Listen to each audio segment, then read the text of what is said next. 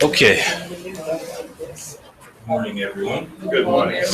Let's turn to page 16 in our books. Page 16, which is the Ten Commandments. And in our biblical text, let's go to Exodus chapter 19.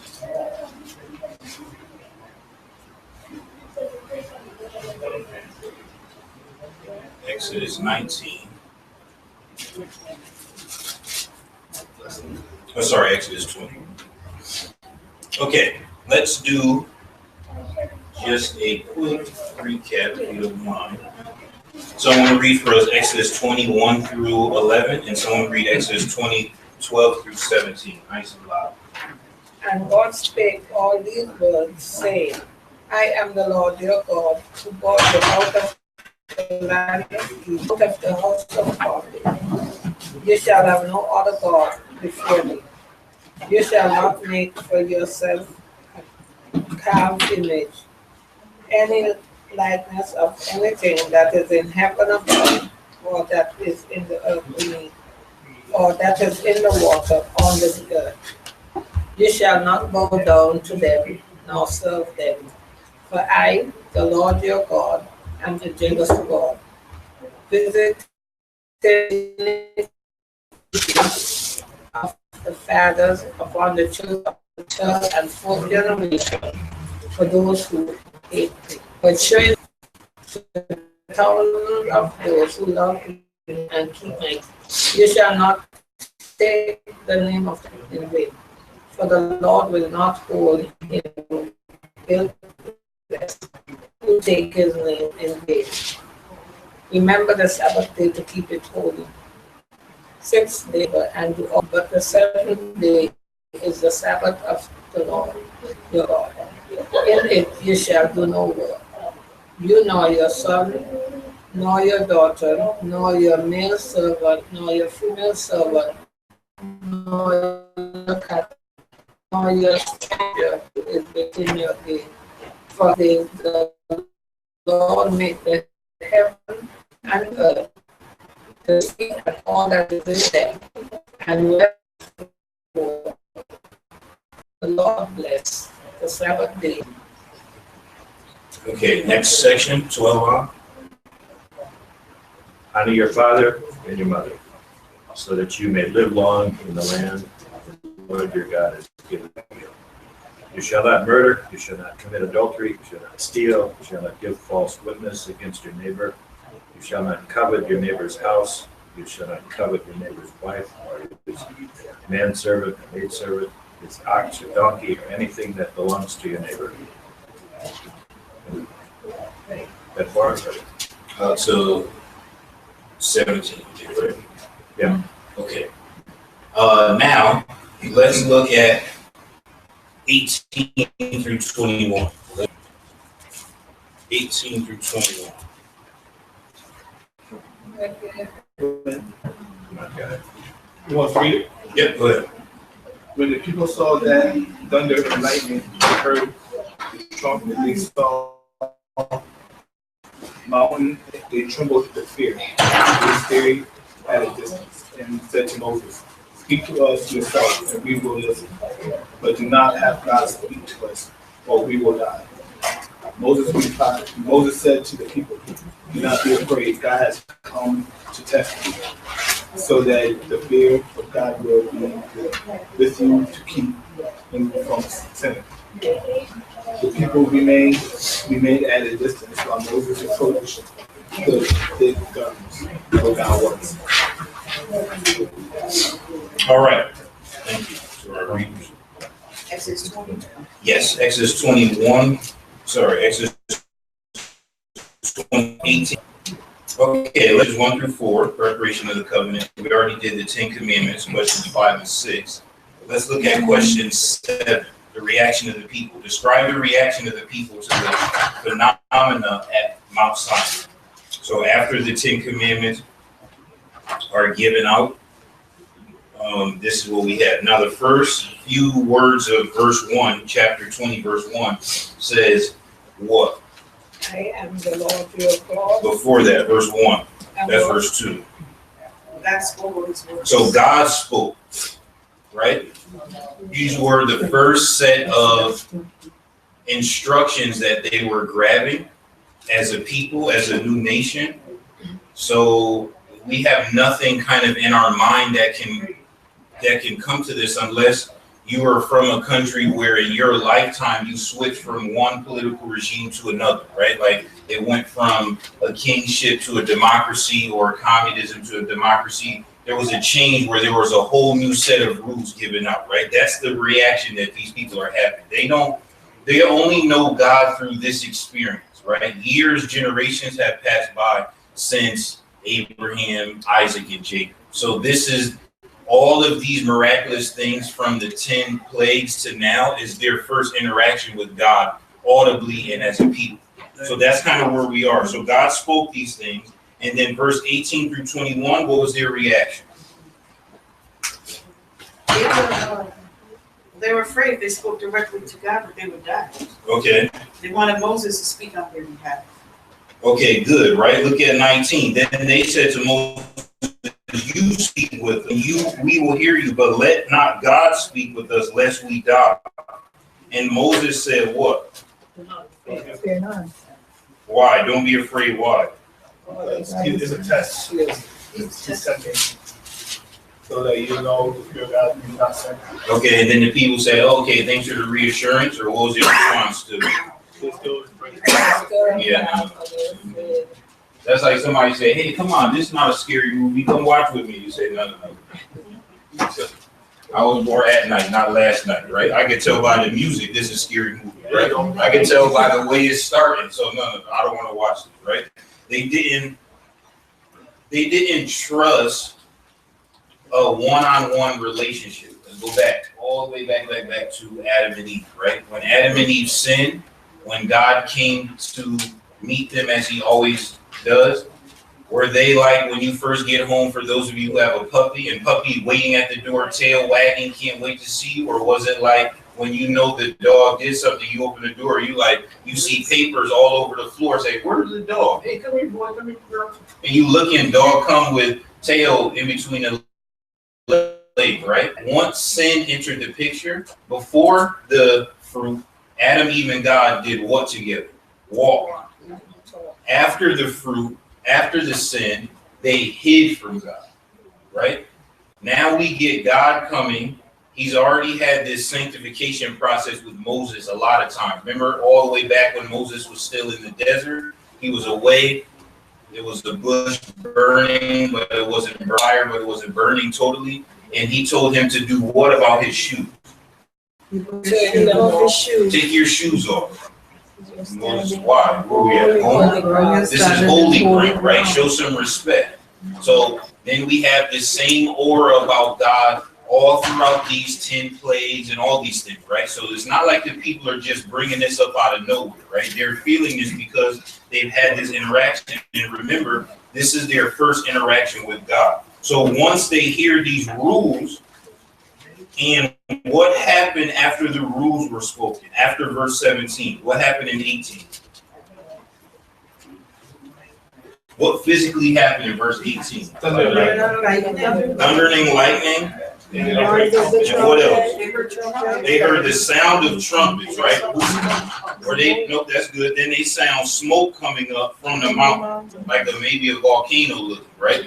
Trumpets from where? Were they playing trumpets? No. So that's like if all of a sudden we outside somewhere having the sun and it starts thundering rain, right? Trees start smoking and we hear trumpets and we looking around. Is there anyone at the park, a band or anywhere? No, right? So now I would be more scared at the trumpet sound, right? Because the smoke could be anything natural. The lightning and the thunder could be rain, right? But I'm confused at the trumpets. Now you have my undivided attention, right? Because we don't got a trumpet. I'm looking around. There's no one else out here but us. So they naturally are what? Afraid, right? They're not excited. It's not like, let's fast forward a couple chapters, when they hear the trumpets and they're dancing, and Joshua said, it's war cry. And Moses said, no, that's not war. That's a party, because they were the ones doing the music at that point. This was coming from the heavens, right? So it was fearful for them. And like you guys had said, Moses' point was, don't be afraid, is verse 20, for God has come to test you that his fear may be before you so that you may not sin. Now, why would Moses say that last part, that God's fear would be before them so that they may not sin? What does that mean? If you're afraid now, don't sin. Right, like if you see how powerful he is now, he's hoping that that will help you to not sin in the future, right? It's like sometimes, parent, you know this is true, right? Sometimes you come home, you upset. Some parents just be like, look, let me just get out a couple beatings in advance for some stuff you did, who knows how long, or put you in timeout or be strict so that you know, oh, what's it? Yeah, just know that this is the way. Or some teachers teach that way. From the first day, they're strict. So you say, oh, this teacher don't play. You got to be on time. They count attendance because they want you to maintain that standard from the beginning. They don't want you to start down here and then try to bring you up to this standard of performance that they're looking for. If you go to boot camp for any of our military forces, that's how it is. A friend of mine in high school, he went to the Coast Guard, never knew how to swim. First day in the Coast Guard, you know what they did to them? Threw him in the swimming pool. Trial by fire, right? You're gonna look. It's best to learn when your life is on the line. They're not gonna say, "Come on, let's do lab. Let me put on a little paddle board, and you go like this, then go like no. You came here not knowing how to swim, so go, boom." Because they want him to start off at this level of excellence on this height. So this fear is a controlled fear to motivate them to not sin, so that when they have a desire to sin against these commandments, they remember it was trumpets playing and no one had a trumpet? That was scary. I can't be sinning against God like that. That's the mindset. Okay, what about question 8? What request did the people make? Let's look at Deuteronomy 5, 22 through 27. Deuteronomy, someone read that for us. Deuteronomy 5, 22 through 27.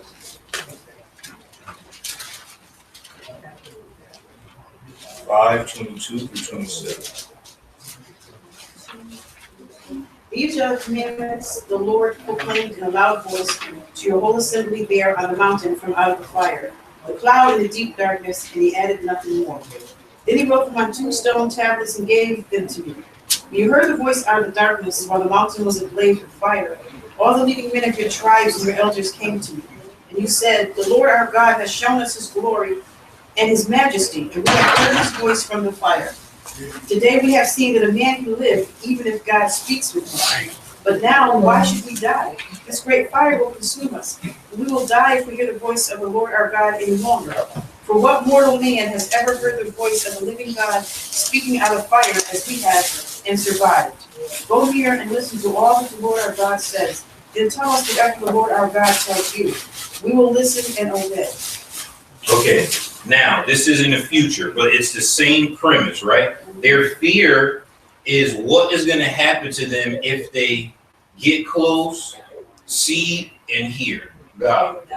They would die, because their logic is, who has done those things and lived, right? Like what assurance do we have that if we go up there like you and listen and hear and don't have you as a buffer, that we'll actually live, right? That's the fear that they have. So even in Deuteronomy, their point is, you go.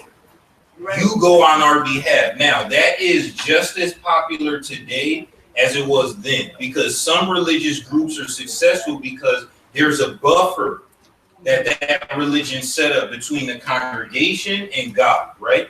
Priests and the nuns. So when you sin, you go to the confession box and the priest tell you what to do, right? You can't possibly talk to God directly. You go to someone who dedicate their life to God because they're more godly than you. And then the person says, okay, pray to this saint, this person that died already, who lived much more holier than you, and that person will be the heavenly buffer between you and between God. So if you ask that saint to pray for you while you're in heaven, since they already lived better than you on earth, and they already became a saint now that they're in heaven, then God will listen to them on your behalf. That's exactly this premise that they have here, right? Moses is obviously more holy than us because God picked him, and God keep talking to him. We keep messing up. By this Deuteronomy, they already messed up a lot of times already.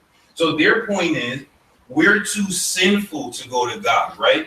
We need somebody to go to God on our behalf, and that person should be Moses. You go. Whatever God tells you, then you come back to us and you tell us, and that's just how it's going to be, right? That same concept is what they had been using, because remember last chapter with Jethro. What did Jethro notice? Jethro noticed that everyone kept bringing their problems to who? Moses. Because they seen Moses as the source of solution between God and them, right? They had no interest of having an intimate relationship with Enoch, who walked with God and translated and never seen physical death, or like an Adam and Eve before the fall, because their point was that's too fearful because it will lead to death. That level of interaction with God is going to lead to death, because they seen God as, how did God describe himself later on in the Old Testament? As a what kind of fire? It's a consuming fire, right? Consuming fire different than a burning bush, because the burning bush didn't consume anything, right? It didn't even consume the bush. After the fire subsided, the bush was fine. A consuming fire, talk to a firefighter, would mean that air pockets are coming in, that it is moving like almost like a living being. That's what firefighters will tell you. Like a fire could start jumping from room to room or wall to wall as if it was alive. It's consuming. Like you can't get any hold of it. It's just going to take over the whole thing. The only thing they can do is get the living house burned to the ground. Some fires are that way, right? They cannot save the structure. So that's their concept, right? But if we go, let's go to Paul's letter to Timothy, just real quickly for a New Testament reference, because like I said, this religious group is pulling this concept from these things in the Old Testament, but in the New Testament, we have a different structure here. Let's look at 1 Timothy 2, 1 Timothy chapter 2, and somebody read for us 1 through 6. 1 Timothy 2, 1 through 6. 1 Timothy 2, 1 through 6. Therefore I exhort, first of all, the supplications, prayers, intercessions, and giving of thanks be made for all men, for kings and all who are in authority, that we may lead a quiet and peaceable life in all godliness and reverence. For this is good and acceptable in the sight of God our Savior, who deserves all men to be saved and to come to the knowledge of the truth. For there is one God, one mediator, one God, and men. The man Christ Jesus, who gave himself a ransom for all to be testified in due time. Okay, that's good. How many gods are there? And how many mediators? And that mediator is between God and men. One mediator between mankind and God, which is who? So not a priest, not a nun, not dead people that you categorize as saints. There's one mediator, right? And even if we look at, let's turn just quickly to in terms of prayers, because people say, so-and-so pray for me. Let's go to Romans chapter 8.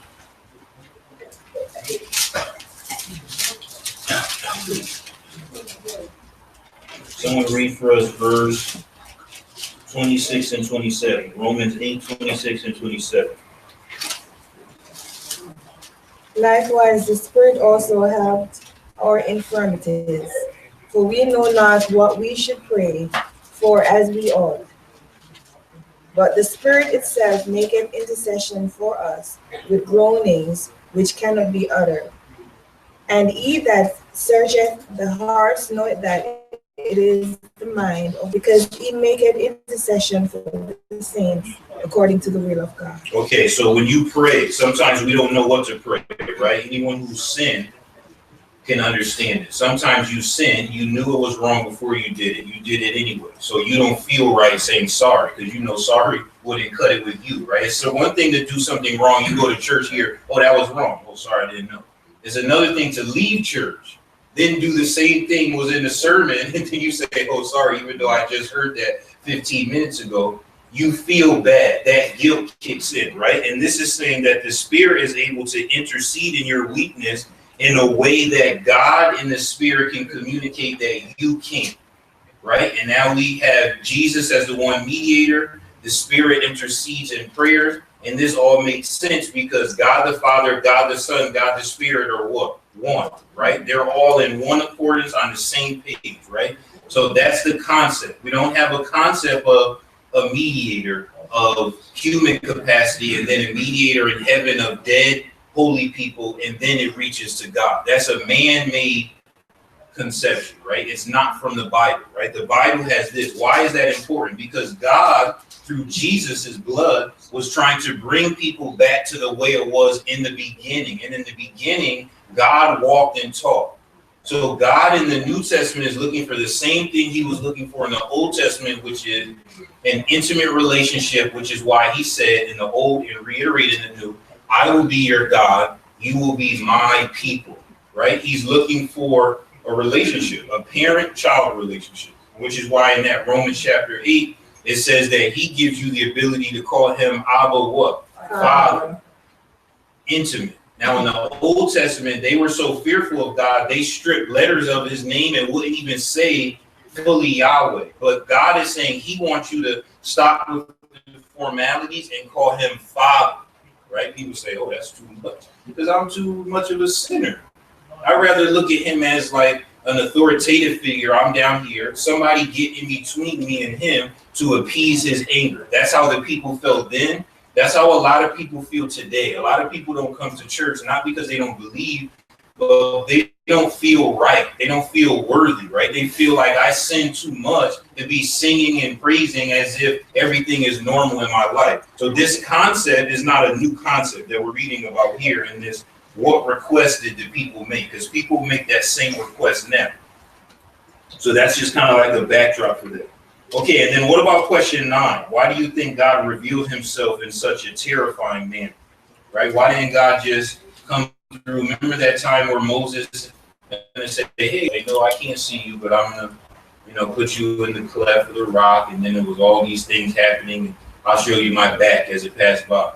It was this loud thing, God wasn't there. It was this thing, God wasn't there. Then it was just a little nice voice, and God was there. How come he didn't just tell the commandments in a little voice? Like, hey, He wanted to fear him, and understand his wrath. To understand how big of a deal these things were, right? Parents should understand this, right? Sometimes you're going to speak soft voice. Sometimes you're going to speak loud voice because you want to get everyone in the house, including the fish and the dog's attention. Everybody jump. Well, everybody in trouble. Because you want the entire house to understand whatever you get across as a main point, right? Everybody listen. Everyone jump. Hey, whoa, what's up? Oh, mom's mad. Everyone know what that mad means, right? Because you remember last time mom or dad was mad? So that will help, hopefully, in the future to say, let me do this or that to stop mom or dad's anger. Because I already experienced that anger before, right? Again, parents should not be confused at this. Parents should be like, this sound like me. This is how I give instruction. I wish I could make the house thunder, lightning, smoke, and trumpets appear. Maybe the garbage would be out and the dishes washed. This should make sense to any parent, right? Any person in authority, because you're trying to get your point across now, right? Now, what else would it be? Think about it. The people, as they're becoming a people, are becoming a nation. These are their Bill of Rights, their Constitution. Don't forget that, right? There is no separation of church and state. These people are a real group of people, a real nation, right? These people's rules, they're every day, like America and Connecticut, you have your federal rules, your state rules.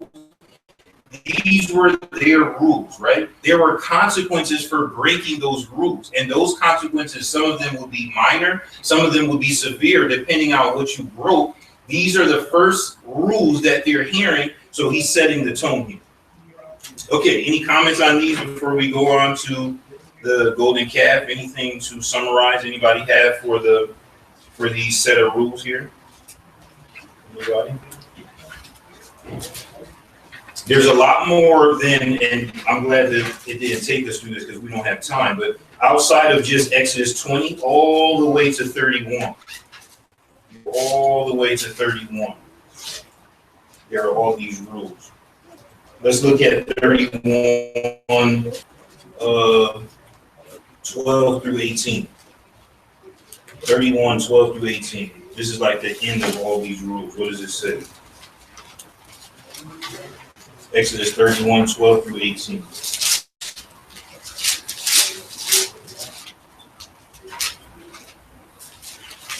And the Lord spoke to Moses, saying, Speak also to the children of Israel, saying, Surely my Sabbath you shall keep, for it is a sign between me and you throughout your generations, that you may know that I am the Lord who sanctifies you.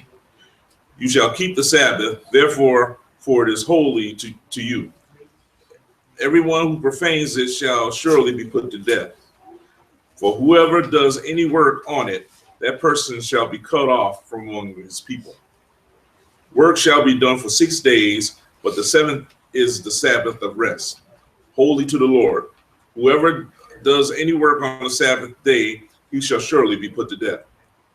Therefore, the children of Israel shall keep the Sabbath, to observe the Sabbath throughout their generations as a perpetual covenant. It is a sign between me and the children of Israel forever.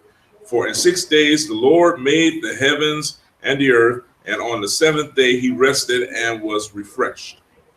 And when he had made an end of speaking with him on Mount Sinai, he gave Moses 2 tablets of the testimony, tablets of stone written with the finger of God. Okay, so what happened between chapter 20 and this, Moses goes back because the people, no, I can't go. Remember the whole point. So Moses goes back. So Moses is on this mountain past the 10 commandments all the way to this chapter 31, right? And God is saying that the Sabbath will be a sign of this covenant, right? They have to keep it. And this is the way it's going to be in verse 18 when he had, made the end of the speaking with him on Mount Sinai, him being Moses.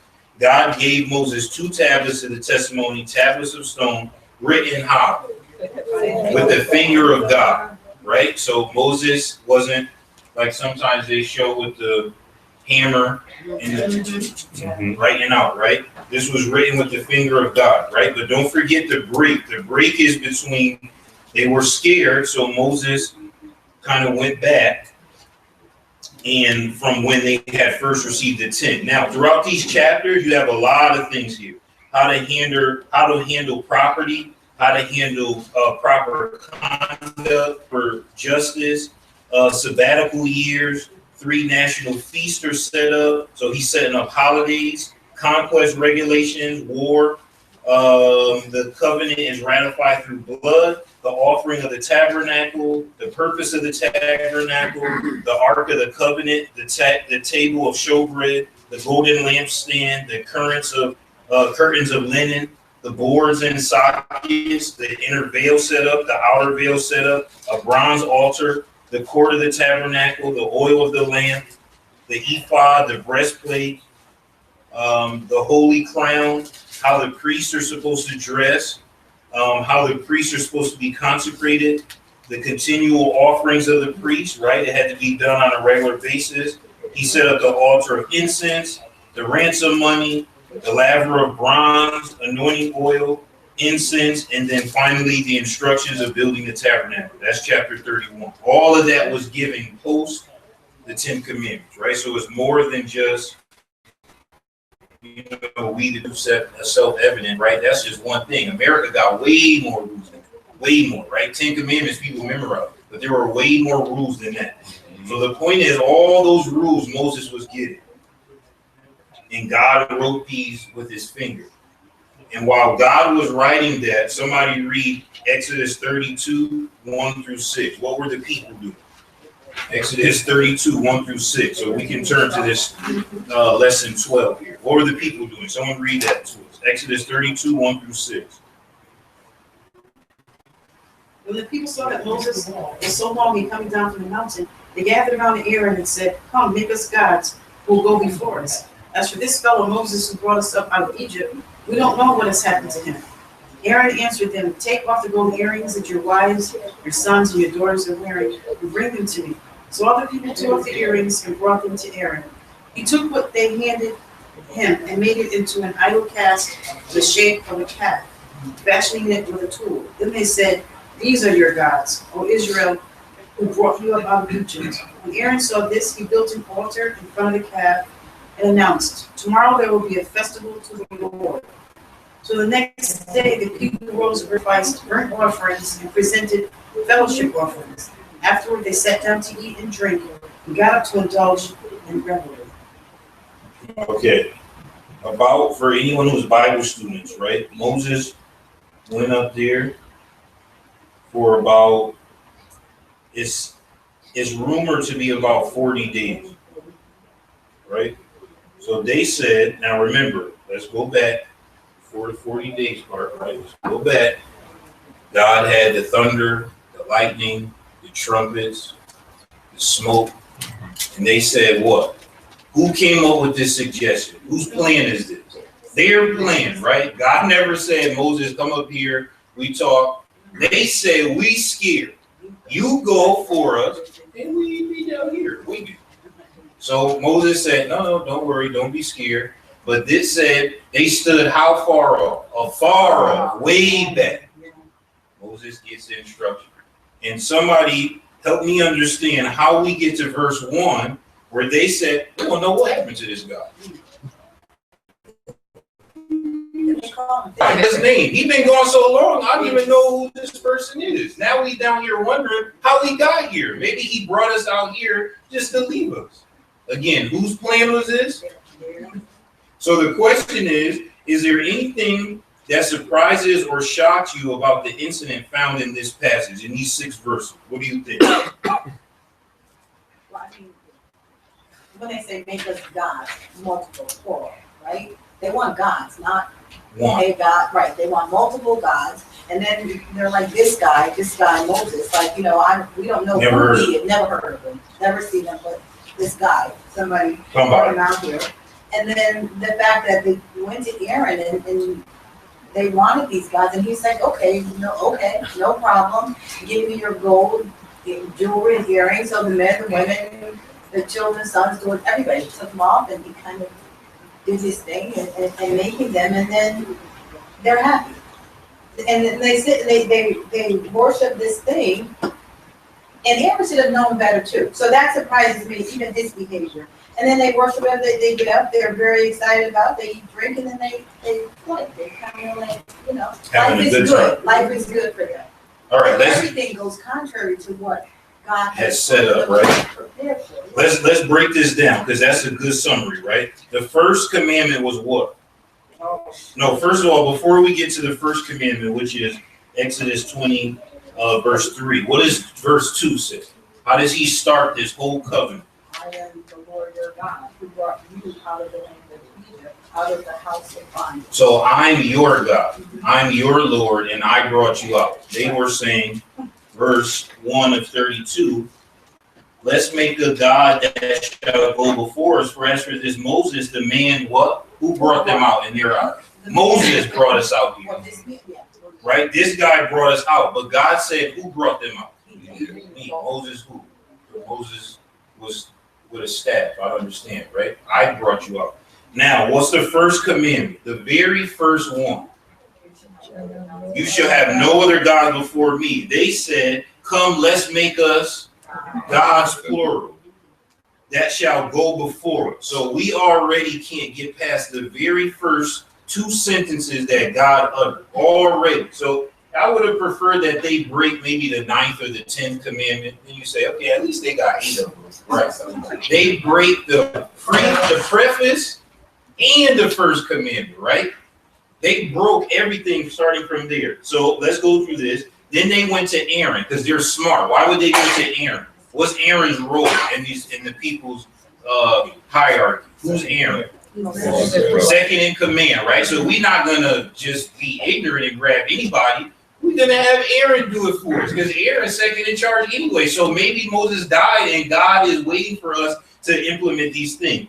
Aaron, who we read this, but Aaron must have been nice with the metal work, right? Because if you gave me all your go to Aaron, the most I could do is pile it up, maybe draw something on it. But this dude welded together a calf, right? He had to melt this thing down, remake something else, shine it up, and say, what was his exclamation to them? Because Aaron had a nice little MC moment, master of ceremony. He said, these are your gods, O Israel, who brought you up out of Egypt. Exclamation point, right? He gets the party started, right? Because anyone who had to be a speaker at an event, you set the tone. You talk exciting, people get excited. He said, look at this calf thing. This is your God. This brought you out. And the people reacted how? Verse 5. They proclaimed, said what? Tomorrow is the feast to the Lord. We got to prepare. We can't just make any kind of food. We got to make good food. We need a day to prepare. You made this great thing. So tomorrow we have this food. Then the next day they rose early, offered burnt offering and brought peace offerings. And the people sat down to eat and drink and rose up to play. People's favorite. What week is the potluck? Then I come to church because I want to play. Because I know when it's potluck, it's going to be playtime. When is the playtime? Potluck. Yes. We're going to get up early. And I'm not late. I'm not sleepy. All of a sudden, I don't have nothing to do. I'm going to get up early. I'm going to offer my thing. I'm going to eat. And then we going to play like little kids. Excited, right? Sister Beulah? You think Aaron should know better because he was there from the beginning with Moses. Mm-hmm. He went through all of this. He saw all the miracles and everything. And you let these people talk you down to making a calf. Mm-hmm. You know? And this is like some of us today too. You know, as Christians, we baptize, we all joyful about it and everything. Read the word, Bible student. This is the part I don't understand. Yeah, so quick to turn.